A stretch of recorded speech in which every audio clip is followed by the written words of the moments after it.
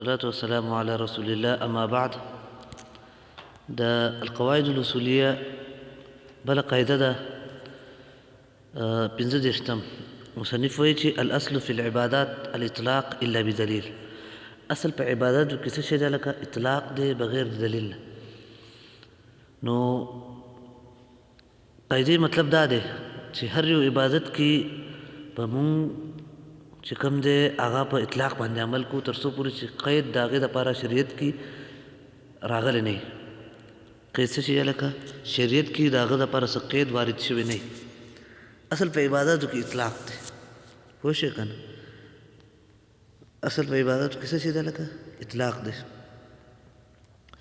اطلاق څه مطلب یعنی کم شریعت جو حکم مطلق راغلی دی شریعت کې نو هغې کې مونږ قیدونه ځان نه نشو لګولی.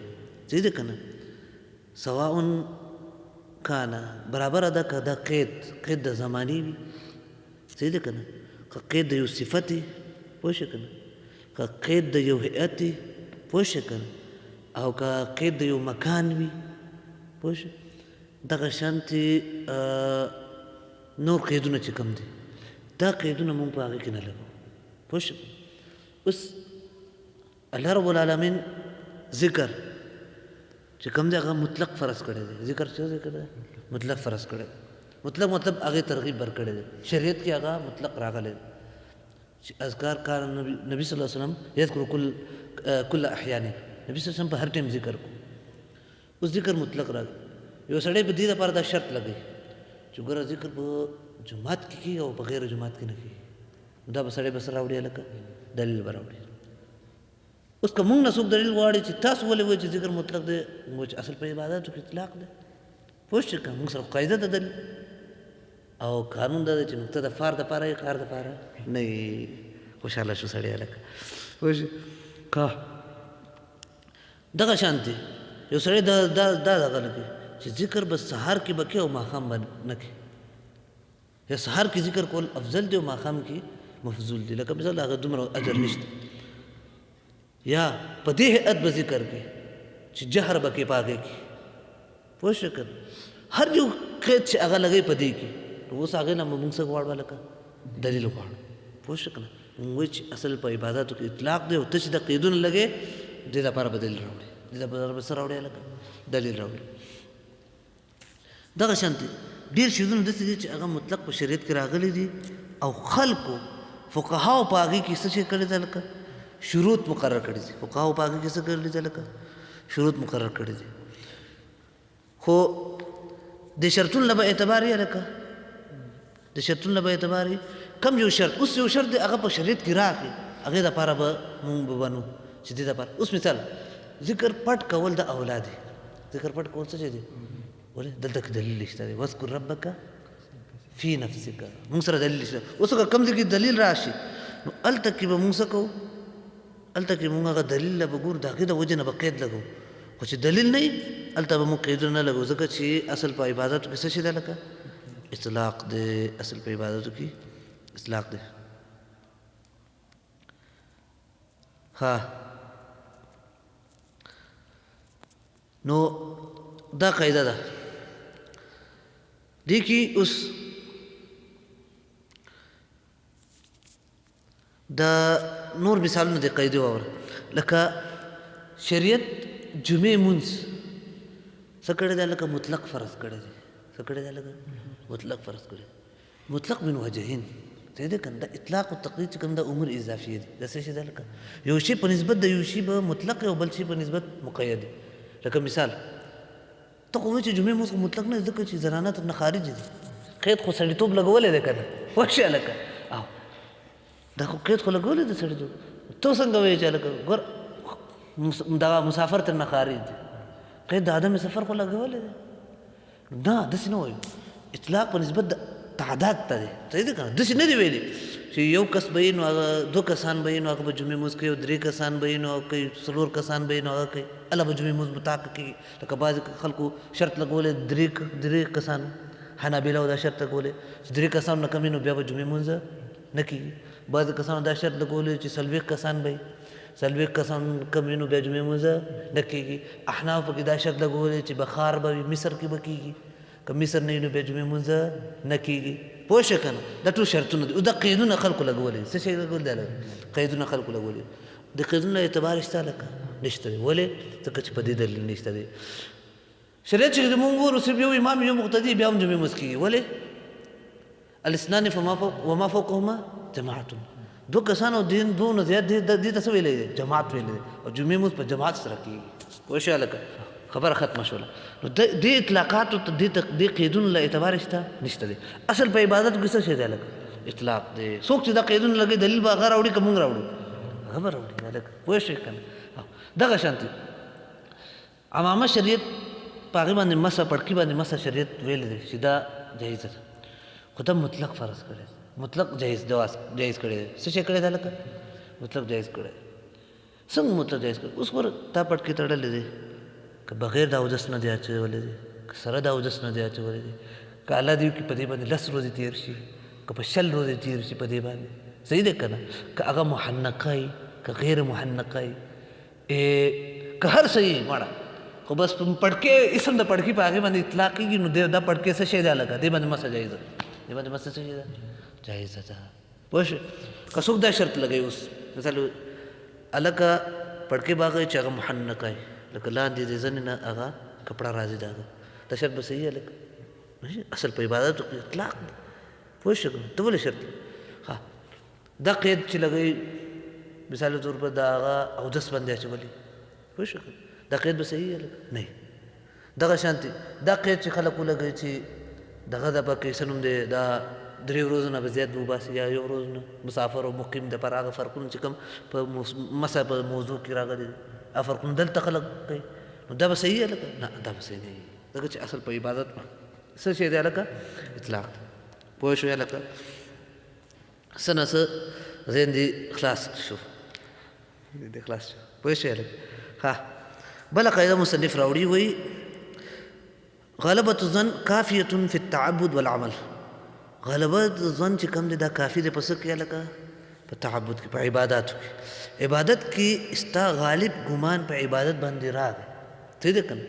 ظن خو تاسو ته پته شته دی هغه طرف راجحه ته ویلی کېږي. پوه شوې که نه؟ کله چې یو نسبت راشي بین شیئین، صحیح دی که نه؟ نو د هغې 2 طرفونه یې کم طرف شي که دواړه مساوي وو نو هغې ته څه ویلی کېږي؟ شک.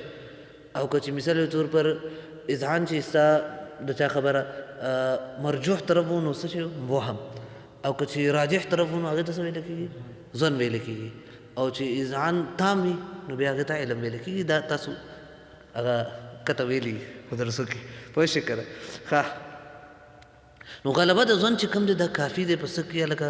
په شریعت کې د عبادت ادا کېدو دپاره. شریعت مونږ په دې باندې مکلف کړی نه. ګوره دا د شریعت د اسانۍ نه ده. که شریعت مونږ ته دا ویلی وی چې په هر عبادت 100% یقین راشي نو هله به عبادت صحیح کېږي، دا به ډېر ګرانه نه وي؟ ډېر به ګرانه وي. ډېر عبادتونه داسې چې زموږ معمولي شکونه راځي خو مونږ غالب ګمان باندې څه کوو هلکه؟ دا کوو. پوه شوې که نه؟ په دې باندې دلیل څه شی دی؟ دلیل چې غلبه د ظن چې کوم دی هغه کافي دی. ګوره نبي صلی الله علیه وسلم فرمایلی دي د عبدالله بن مسعود حدیث دی په صحیحینو کې چې اذا شک احدکم فلیتحرى، کله چې یو کس له شک راشي هغه څه وکړي؟ تحري د صواب وکړي. فلیتحرى الصواب. ها وليتم علیه، بیا په هغې باندې د اتمام وکړي. ګوره شک چې کله راشي نو یو طرف ته تا ترجیح ورکړه، غلبه د ظن دې ته ویل کېږي که نه هلکه؟ پوه شوې که نه؟ اوس وګوره دلته اعتبار غلبه د ظن له ورکړی دی. پوه شو؟ دغه شانتي حدیث کې راغلی نبي صلی الله علیه وسلم فرمایلی دي چې اذا حکم الحاکم فاجتهد، صحیح دی؟ اذا حکم الحاکم فاجتهد فاصاب فله اجران، صحیح دی که نه؟ فاصاب فله اجران. او که داسې ووایي چې واذا حکم الحاکم اخطأ فله اجر. اوس وګوره اجتهاد بنا په دې باندې ده چې غلبه د ظن باندې. پوه شو که نه؟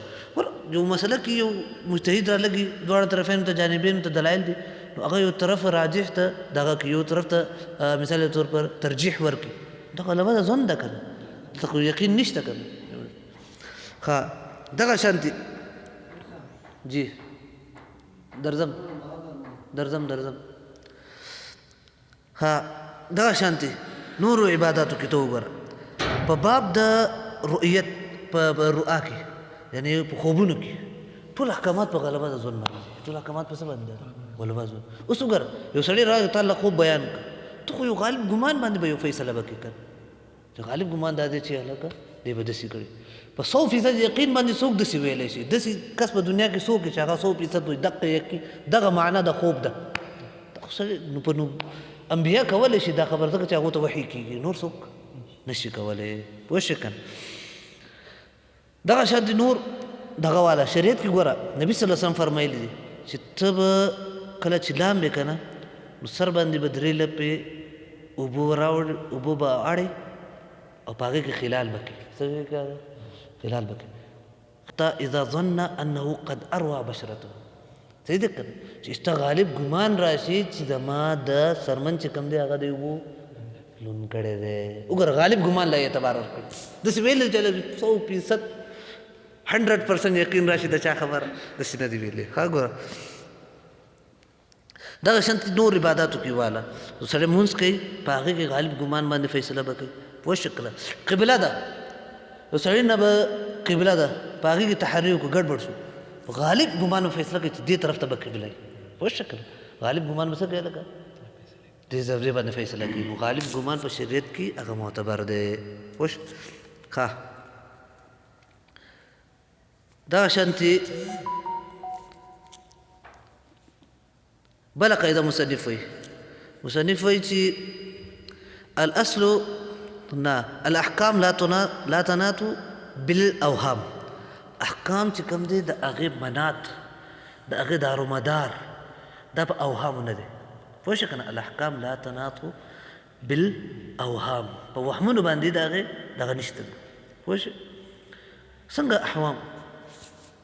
احکام چې کوم دی هغه په وهم باندې نه بنا کېږي وهم باندې نه بنا مخکې مونږ چې کوم دغه وویلو هغه غلبه د ځون چې کوم د هغې عکس چې کوم دی هغه وهم د ځون عکس چې څه شی لکه وهم یې که نه اوس وګوره که یو سړی په جانب مرجوح ته قبله کې هغه ترجیح دغه ورکړي عمل وکړي په هغې باندې هسې وهم راشي چې هلکه دې طرف ته به قبله وي بس هغه طرف ته ودرېد دا به صحیح هلکه نه ځکه چې تحري نه ده کړې د غالب ګمان نه ده کړې شریعت خو تحري شرط کړی و که نه دغه شرط یو سړی د هغه په اودس کې یو وهم راغی چې هلکه دا لاس وینځلي او که نه وینځلي وهم له به اعتبار نه دغه شانتې شک له هم اعتبار نه چې هغه دپاره مصنف وروستو قاعده وایي پوه شو که نه دغه شانتې یو سړی دی په مانځه کې یو وهم راغی چې هلکه دا اودس مې مات شوی دی که نه دی مات شوی پوه شو که نو دې وهم له اعتبار نه وي زړه کې یو وهم راغی وسوسه راغی د الله رب العالمین متعلق یو وهم راغی ستا زړه کې